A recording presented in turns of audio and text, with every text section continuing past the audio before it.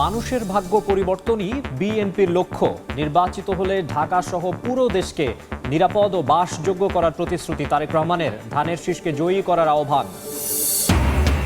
মজলুম একটি অংশ 5 আগস্টের পর জালিমে পরিণত হয়েছে, অভিযোগ জামায়াত আমিরের। 11 দলীয় ঐক্য ক্ষমতায় গেলে নাহিদ ইসলামকে মন্ত্রী করার ঘোষণা। প্রচারণার বাকি মাত্র 2 দিন। প্রতিশ্রুতির ফুলঝুরি নিয়ে পাড়া মহল্লায় প্রার্থীরা। এবারের নির্বাচনে ভোট কারচুপির কোনো শঙ্কা নেই জানালেন স্বরাষ্ট্র উপদেষ্টা। এবং আবারও অচল চট্টগ্রাম বন্দর। বিদেশিদের ইজারা প্রক্রিয়া বাতিল সহ 4 দাবিতে ধর্মঘটে শ্রমিকরা। সচল রাখতে হার্ডলাইনে যাওয়ার হুঁশিয়ারি নৌ উপদেষ্টার।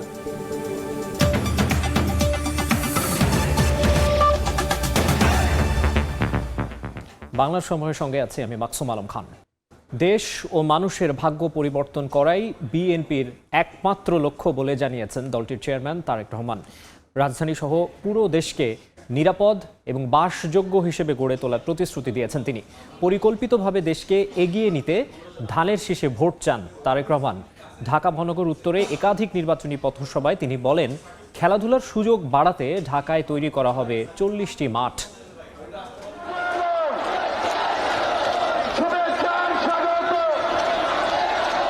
বিভাগীয় পর্যায়ে প্রচারণা শেষে ঢাকার পথে প্রান্তরে ছুটছেন বিএনপি চেয়ারম্যান তারেক রহমান। অংশ নিচ্ছেন একের পর এক পথসভায়। স্লোগান উপস্থিতিতে সাড়া দিচ্ছেন নেতাকর্মী ও সাধারণ মানুষ। রোববার নিজ নির্বাচনী এলাকা ঢাকা 17 দিয়ে ধানের শীষের পক্ষে প্রচার অভিযান শুরু করেন তারেক রহমান। বিকেল 3:30টার পর যোগ দেন ইসিবি চত্বরের পথসভায়। সংক্ষিপ্ত বক্তব্যে বলেন, বিএনপি নির্বাচিত হলে রাজধানী সহ সারা দেশকে নিরাপদ বাসযোগ্য হিসেবে গড়ে তোলা হবে। আমি যদি এবং আমার দল ইনশাআল্লাহ আপনাদের ভোটে, এই দেশের মানুষের ভোটে নির্বাচিত হলে আমরা সমগ্র দেশ সহ এই ঢাকা শহরকে একটি নিরাপদ শহরে রূপান্তরিত করতে চাই, নিরাপদ শহরে পরিণত করতে চাই। যেই শহরে মা বোনেরা নিরাপদে নিশ্চিন্তে যে কোনো সময়, দিনের যে কোনো সময় হাঁটতে পারবেন, যেই শহরের মানুষ নিরাপদে বসবাস করতে পারবে, ব্যবসা বাণিজ্য চাকরি বাকরি করতে পারবে। প্রিয় ভাই বোনেরা, আমরা একটি সুন্দর শহর গড়ে তুলতে চাই, যেই শহরের মানুষ বুক ভরে শ্বাস নিতে পারবে। ঢাকা শহরে খেলার মাঠ ও রাস্তা চওড়া করার বিষয়েও প্রতিশ্রুতি দেন তারেক রহমান। আপনাদের দোয়ায় আল্লাহর রহমতে বিএনপি 12 তারিখে সরকার গঠন করলে শুধু এই এলাকাতেই নয়, ঢাকা 17টাতেই নয়, আমরা সমগ্র ঢাকা শহরে অন্তত 40টি খেলার মাঠ তৈরি করবো ইনশাআল্লাহ।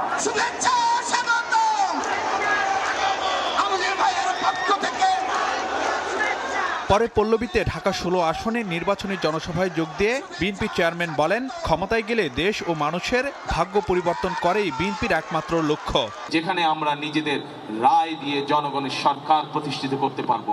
পরবর্তী ধাপ হচ্ছে এই দেশকে পুনর্গঠন করা, এই দেশের মানুষের ভাগ্যের পরিবর্তন করা। এটি হবে আমাদের একমাত্র সামনের লক্ষ্য। আমরা যত পরিকল্পনায় গ্রহণ করি না কেন, যদি আমরা দুর্নীতির লাগাম টেনে ধরতে না পারি, তাহলে জনগণের ভাগ্য পরিবর্তন করা অত্যন্ত দুরূহ ব্যাপার হয়ে যাবে। সেজন্য আমরা সিদ্ধান্ত করেছি, যে কোনো মূল্যে আমাদের যত পরিকল্পনা আমরা করেছি সেগুলোকে বাস্তবায়নের জন্য, সেগুলোর সুফল যাতে জনগণের ঘরে পৌঁছতে পারে, তার জন্য আমরা দুর্নীতি এবং আইন শৃঙ্খলা রক্ষা যে কোনো মূল্যে জনগণের জন্য, এই দেশের জন্য আমরা নিশ্চিত করব। এটি আমাদের সর্বোচ্চ সিদ্ধান্ত। রাজধানীর কাফরুলে ঢাকা 15 আসনে নির্বাচনী সভায় তারেক রহমান বলেন, বাস্তবায়নযোগ্য পরিকল্পনা নিয়েছে বিএনপি। দেশকে এগিয়ে নিতে ধানের শীষকে জয়ী করার আহ্বান জানান তিনি। বিএনপি আগামীতে সরকার গঠন করলে দেশ এবং দেশের মানুষের ভাগ্যের পরিবর্তনের কাজ করবে, তার কথা আপনাদের সামনে তুলে ধরেছি। প্রিয় ভাই বোনেরা, আমরা দেশের নারীদের জন্য পরিকল্পনা গ্রহণ করেছি, কিভাবে দেশের নারীদেরকে আরো ক্ষমতায়ন করা যায়। আমরা দেশের কৃষকদেরকে কিভাবে অর্থনৈতিক মেরুদণ্ড শক্তিশালী করা যায়, সেই পরিকল্পনা গ্রহণ করেছি। এই সকল পরিবর্তন যদি করতে হয়, এই সকল পরিকল্পনা যদি বাস্তবায়ন করতে হয়, তাহলে আমি এবং আমার দল বিএনপির আপনাদের সহযোগিতা সমর্থন ছাড়া সম্ভব নয়। এদিন ঢাকা মহানগর উত্তরের মোট 7টি নির্বাচনী সভায় অংশ নিচ্ছেন তারেক রহমান। আজ এই মানুষগুলোর সামনে ফারুক ভিয়া, রবিন, সময় সংবাদ, ঢাকা। একটি পক্ষের বিরুদ্ধে 5 আগস্টের পর জালিমে পরিণত হওয়ার অভিযোগ তুলেছেন জামায়াত আমির ডাক্তার শফিকুর রহমান। সকালে রাজধানীর বাড্ডায় নির্বাচনী জনসভায় যোগ দিয়ে তিনি বলেন, 15.5 বছর যারা কোথাও ছিলেন না তারাই এখন ফিরে এসে মামলা বাণিজ্য করছে। এছাড়া ক্ষমতায় যেতে পারলে নাহিদ ইসলামকে মন্ত্রী করার ঘোষণাও দেন তিনি। আর নাহিদ ইসলাম বলেন, বাংলাদেশকে বিপদগ্রস্ত করার পরিকল্পনা করছে একটি দল। রাজধানীর বাড্ডায় 11 দলীয় ঐক্যের নির্বাচনী জনসভায় অংশ নেন জামাত আমির ডাক্তার শফিকুর রহমান। মঞ্চে তিনি পরিচয় করিয়ে দেন ঢাকা 11 আসনের প্রার্থী এনসিপির আহ্বায়ক নাহিদ ইসলামকে। রোববার সকালে জনসভা শুরুর আগেই নেতাকর্মীর ঢল নামে বাড্ডার ডিআইটি প্রজেক্ট খেলার মাঠে। স্লোগানে জানান দেন ঢাকা 11 আসনে নিজেদের উপস্থিতি। সভায় এই আসনের 11 দলীয় ঐক্যের প্রার্থী নাহিদ ইসলাম সভাপতির বক্তব্যে অভিযোগ করেন, একটি দল বাংলাদেশকে বিপদগ্রস্ত করার পরিকল্পনা করছে। আর ঢাকা 13 আসনে ঐক্যের প্রার্থী বাংলাদেশ খেলাফত মজলিসের আমির মামুনুল হক বলেন, পুরনো রাজনৈতিক বন্দোবস্ত বিদায় করতেই এক হয়েছে দেশের মানুষ। বাংলাদেশের মানুষ এদেশের বিগত দিনের রাজনীতির কাঁধে সওয়ার হওয়া এই দুই ভূতকে বিতরণ করার জন্য আজ ঐক্যবদ্ধ হয়েছে। 1 নম্বর ভূত হলো বাংলাদেশের রাজনীতি থেকে গুন্ডামি আর সন্ত্রাসকে ঝেঁটিয়ে বিদায় করতে হবে। 2 নম্বর ভূত হলো বাংলাদেশের রাজনীতি থেকে লুটপাট আর দুর্নীতিকে চিরতরে বিদায় করতে হবে। 5ই আগস্টের আগে যারা প্রধান 2 দল হিসেবে পরিচিত ছিল, তাদের এখানের স্থানীয় নেতারাই গত 30 বছর ধরে ভাগ বাটোয়ারা করে এই ভূমি দখল করেছে। তারা রাজনৈতিক কারণে বিরোধিতা দেখিয়েছে, ব্যবসায়িক স্বার্থে সবসময় তারা ঐক্যবদ্ধ ছিল। আরেকটি দল রয়েছে যারা বাংলাদেশকে বিপদগ্রস্ত করার পরিকল্পনা নিয়ে এগোচ্ছে। প্রধান অতিথির বক্তব্যে জামাত আমির ডাক্তার শফিকুর রহমান বলেন, একটি দল দুর্নীতির টুটি চেপে ধরার ঘোষণা দিয়ে নিজেরাই ঋণ খেলাপিদের মনোনয়ন দিয়েছে। আফসোস, আমরা যারা 15.5 বছর আওয়ামী জাহিলিয়াতের জাতাকলে পিষ্ট ছিলাম, এর মধ্যে একটা অংশ এই মজলুম অবস্থার পরিবর্তন করে রাতারাতি তারা জালিমের ভূমিকায় অবতীর্ণ হয়ে গেল। একটি দল তারা মাঝে মধ্যে বলেন ক্ষমতায় গেলে দুর্নীতির টুটি চেপে ধরবেন, তাইলে যে 59 জন ভয়াবহ ঋণ খেলাপি, ঋণ ব্যাংক ডাকাত, এদেরকে আপনারা মনোনয়ন দিলেন কেন? নির্বাচিত হলে নাহিদ ইসলামকে মন্ত্রী করার ঘোষণা দেন জামাত আমির। ইনশাআল্লাহ ইনসাফের বাংলাদেশের পক্ষে জনগণের রায় আল্লাহর মেহেরবানিতে যদি অর্জিত হয়, তাইলে সেই সরকারে অবশ্যই নাহিদ ইসলামকে আপনারা একজন মন্ত্রী হিসাবে দেখবেন। ক্ষমতায় এলে জোটের এমপি মন্ত্রীরা জনগণের সামনে সম্পদের বিবরণী পেশ করবে বলেও কথা দেন ডাক্তার শফিকুর রহমান। মনির হোসাইন, সময় সংবাদ, ঢাকা। ত্রয়োদশ সংসদ নির্বাচনের প্রচারণার বাকি মাত্র 2 দিন। শেষ সময়ে পাড়া মহল্লা চষে বেড়াচ্ছেন প্রার্থীরা। ভোটারের মন জয়ে প্রতিশ্রুতির ফুলঝুরি প্রার্থীদের কণ্ঠে। ঠাকুরগাঁওয়ে নির্বাচনী প্রচারে অংশ নিয়ে বিএনপি মহাসচিব মির্জা ফখরুল ইসলাম আলমগীর বলেন, প্রতিপক্ষকে আক্রমণ নয়, মানুষের জন্য কাজের পরিকল্পনা তুলে ধরছেন বিএনপি চেয়ারম্যান তারেক রহমান। এদিকে ভোটের দিন লেভেল প্লেইং ফিল্ড নিয়ে শঙ্কা প্রকাশ করেছে জামাত।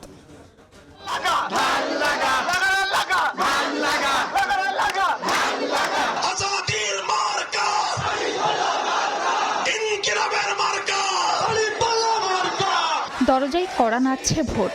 ভোটারের মন জয়ে শেষ সময়ে নানা প্রান্তে ছুটছেন প্রার্থীরা।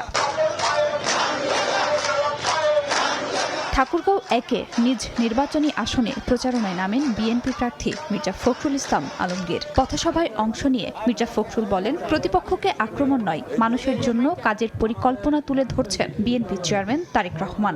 রাষ্ট্র সংস্কারের জন্যই বিএনপি গণভোটে হ্যাঁ এর পক্ষে বলেও জানান তিনি। অন্য দলকে গালিগালাজ করেন নাই, প্রতিপক্ষকে কিছু বলেন নাই, তিনি কি করবেন সরকারি গালে সেই কথাগুলো বলেছেন। আমরা হাই ভোট দেওয়ার সিদ্ধান্ত নিয়েছি, ইনশাআল্লাহ আমরা হাতে ভোট দেব।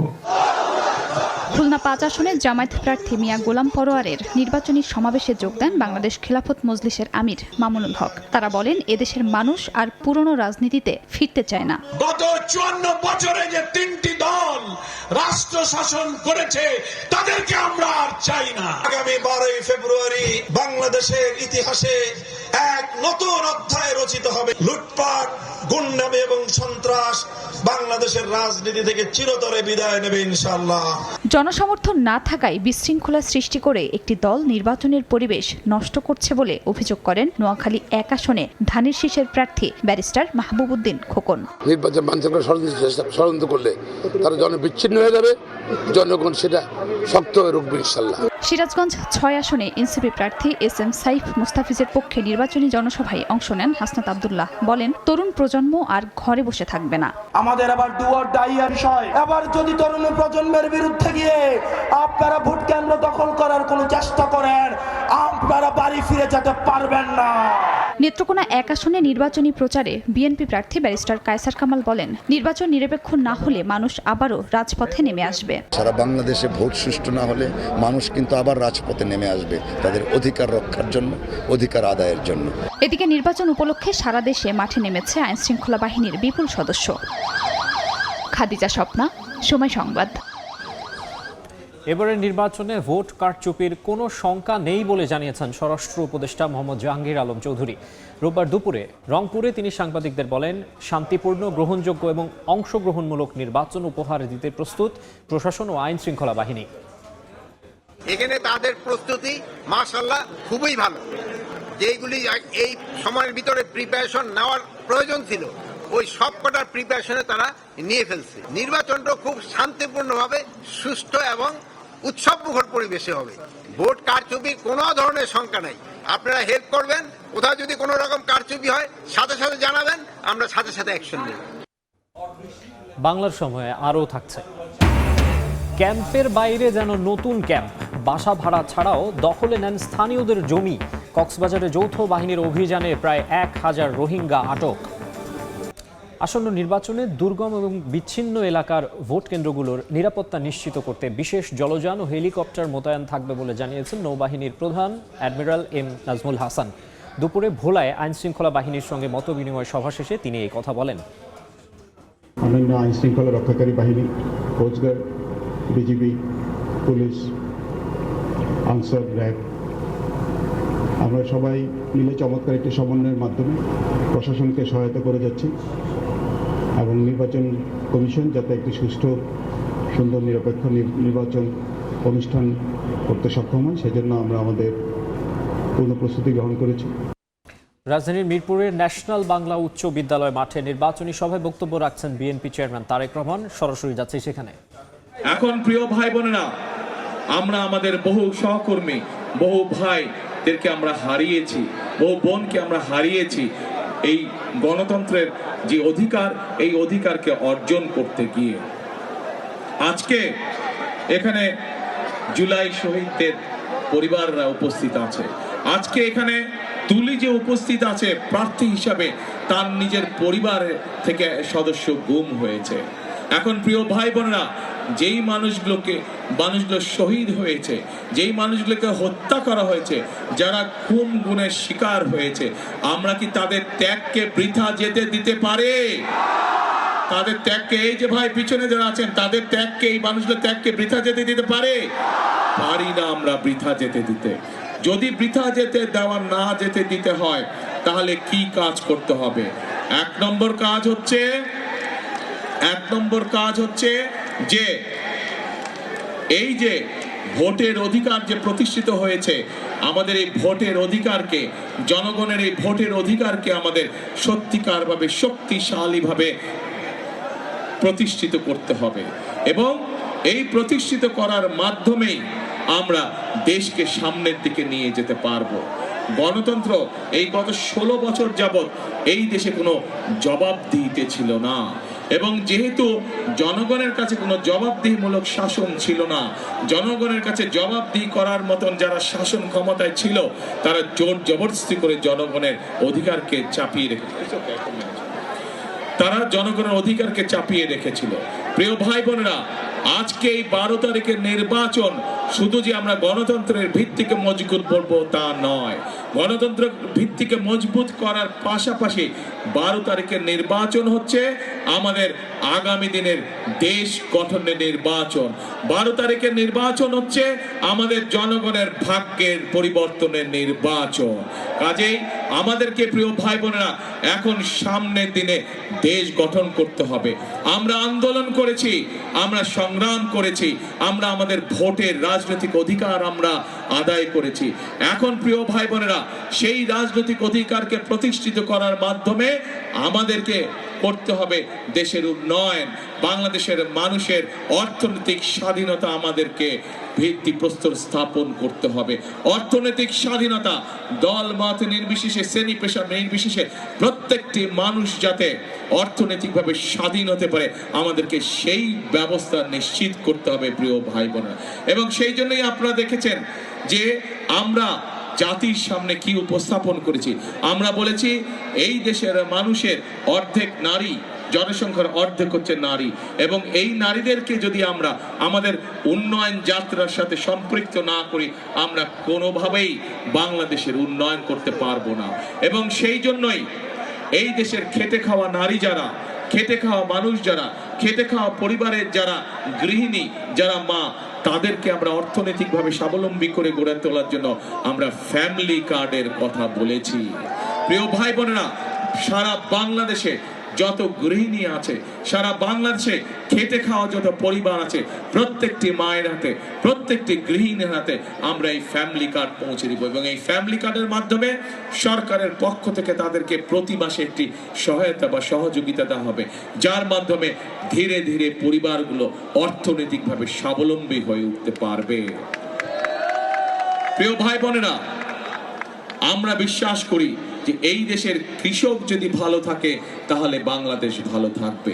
এবং সেই জন্যই এই দেশের কৃষকদের পাশে দাঁড়ানোর জন্য এর আগে যখন দেশনেত্রী খালেদা জিয়া এই দেশ পরিচালনার দায়িত্বে ছিলেন তখন উনি এই দেশের কৃষকদের জন্য 5,000 টাকা পর্যন্ত কৃষি সুদ মওকুফ করে দিয়েছিলেন।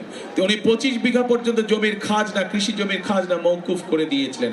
এবং তারই ধারাবাহিকতায় প্রিয় ভাই বোনেরা আমরা সিদ্ধান্ত গ্রহণ করেছি যে 12 তারিখের নির্বাচনে ইনশাল্লাহ আপনাদের সহায়তায়, আপনাদের সমর্থনে বিএনপি সরকার গঠনে সক্ষম হলে সমগ্র বাংলাদেশে যত কৃষক আছে যাদের কৃষি ঋণ 10,000 টাকা পর্যন্ত বিএনপি, আগামী বিএনপি সরকার এই 10,000 টাকা পর্যন্ত কৃষি ঋণের সুদ সহ কৃষি ঋণ মওকুফ করে দিবে। প্রিয় ভাই বোনেরা, আমার হাতে একটি কাগজ আছে, এই কাগজের মধ্যে একটি কথা লেখা আছে।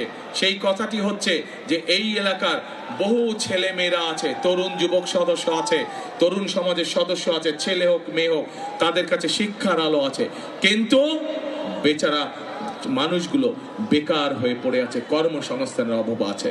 প্রিয় ভাই বোনেরা, আমরা শুধু এই এলাকায় সমগ্র বাংলাদেশের শিক্ষিত যারা আছে, অল্প শিক্ষিত, অর্ধ শিক্ষিত, শিক্ষিত, অর্থাৎ এই দেশের যারা তরুণ সমাজের সদস্য, যুব সমাজের সদস্য, এদের ছেলে হোক মেয়ে হোক, আমরা সিদ্ধান্ত গ্রহণ করেছি, আমরা পরিকল্পনা করেছি এই ঢাকা মহানগরীতে প্রত্যেকটি আসনে মিনিমাম করে একটি, এবং সারা দেশে আমরা কর্মসংস্থানের ব্যবস্থা করব তাদেরকে বিভিন্ন রকম প্রশিক্ষণ প্রদানের মাধ্যমে, বিভিন্ন ভোকেশনাল ইনস্টিটিউট, আইটির বিভিন্ন প্রশিক্ষণ দেওয়ার মাধ্যমে, এবং একই সাথে বিভিন্ন টেকনিক্যাল ইনস্টিটিউশন গঠন করার মাধ্যমে আমরা আমাদের ছেলেদেরকে, মেয়েদেরকে দক্ষ শ্রমিকে রূপান্তরিত করব।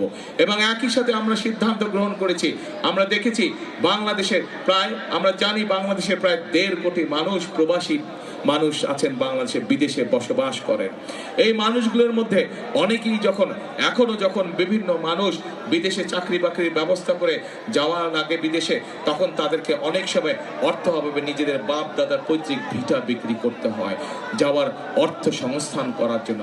সেজন্য আমরা সিদ্ধান্ত করেছি এখন থেকে যারা ট্রেনিং প্রাপ্ত হয়ে বিদেশে যাবে, তারা বিদেশে যাওয়ার জন্য যেন তাদেরকে পৈতৃক জমি জমা বিক্রি করতে না হয়, সেই জন্য আমরা তাদেরকে সরকার থেকে স্বল্প সুদের ঋণের ব্যবস্থা করে দিব, যাতে করে তারা সেই টাকা দিয়ে বিদেশ যেতে পারে, যাতে করে তাদেরকে পরিবারের জমি জমা বিক্রি করতে না হয়।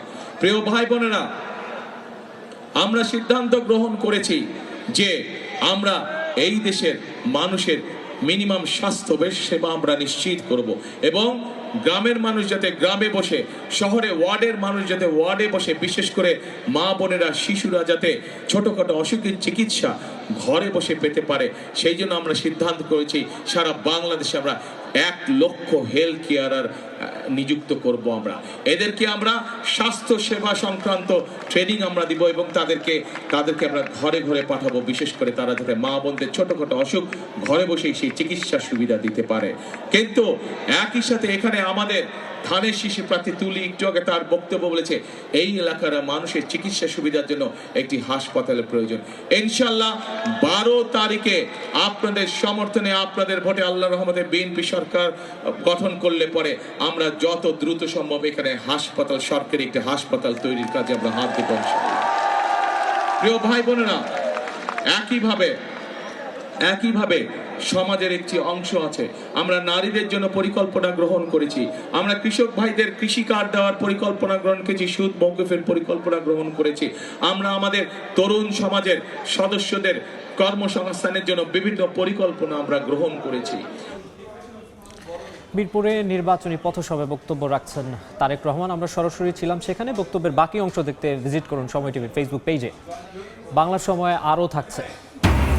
পায়রা বন্দরের 4 লেন সেতুর শাটার ভেঙে নদীতে, প্রাণ গেল শ্রমিকের, আহত আরও 10।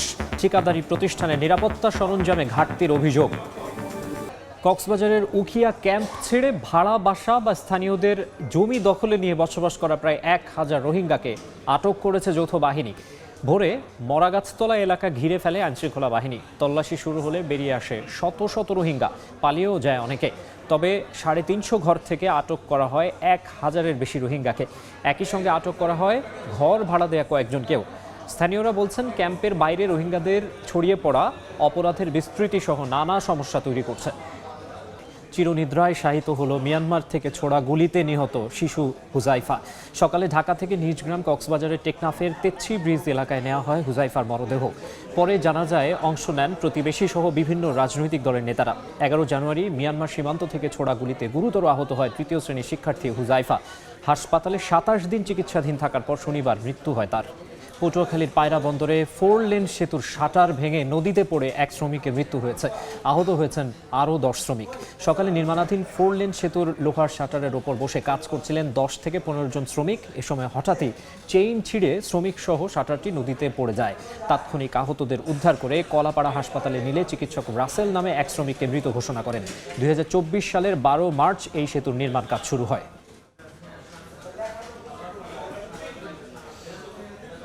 এই ছিল বাংলা সময়। এরপর সন্ধ্যার সময় নিয়ে সঙ্গে থাকবেন গোলাম রাফি। মাকসুম, আপনাকে ধন্যবাদ। সন্ধ্যার সময় নিয়ে আসছে কিছুক্ষণ পর, সঙ্গেই থাকুন সময়।